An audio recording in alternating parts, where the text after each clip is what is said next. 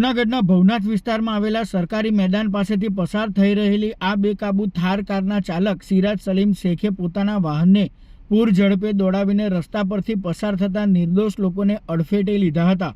આ ભયાનક hit and રનની ઘટનાના પગલે સમગ્ર પંથકમાં ભારે અફરાતફરી અને રોષનો માહોલ જોવા મળ્યો હતો।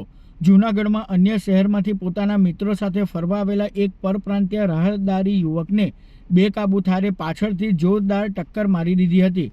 અકસ્માત એટલો ભયાનક હતો કે થાર કારનું આગળનું વ્હીલ આ માસૂમ યુવકના પગ પર ફરી વળ્યું હતું, જેના કારણે તેને ગંભીર ઇજાઓ પહોંચી હતી। જો કે પ્રથમ અકસ્માત સર્જાયા બાદ માનવતા દાખવવાના બદલે પાપી કાર ચાલક વાહનને ઊભું રાખ્યા વિના જ ઘટના સ્થળેથી જૂનાગઢ શહેર તરફ વધુ સ્પીડે નાસી છૂટ્યો હતો। આ કાળમુખી કાર આટલેથી જ ન અટકી, પરંતુ શહેર તરફ આગળ વધીને ગિરનાર દરવાજા અને મુખ્ય ચોક વચ્ચે આવેલા એક રહેણાંક વિસ્તાર પાસે તેણે બીજો મોટો અકસ્માત સર્જ્યો હતો।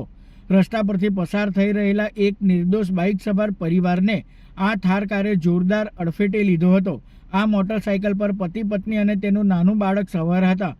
કારની ધડાકાભેર ટક્કર વાગવાના કારણે બાઇક પર સવાર ત્રણેય સભ્યો રોડ પર પટકાયા હતા અને માસૂમ બાળક સહિત પરિવારના તમામ સભ્યોને નાની મોટી ઈજાઓ પહોંચતા સારવાર અર્થે ખસેડવામાં આવ્યા છે। જોકે ઘટનામાં પોલીસે ગણતરીના સમયમાં જ ફરાર કાર ચાલક સિરાજ સલીમ શેખને ઝડપી લીધો હતો અને વધુ તપાસ હાથ ધરી હતી।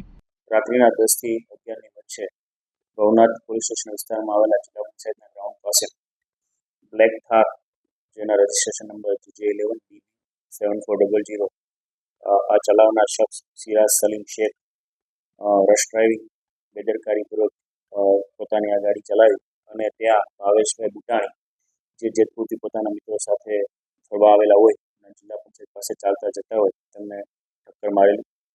ત્યારબાદ છે આ ગાડી આગળ આવીને ગિરનાર દરવાજાથી કાળવા ચોકની વચ્ચે આવતા ગણેશનગર વિસ્તાર પાસે એક પરિવાર બાઇક પર જઈ રહેલો પતિ પત્ની અને તેનું 10 વર્ષનું બાળક, આ બાઇકને ટક્કર મારતા પરિવારના તમામ સભ્યો ઇજાગ્રસ્ત થયેલા।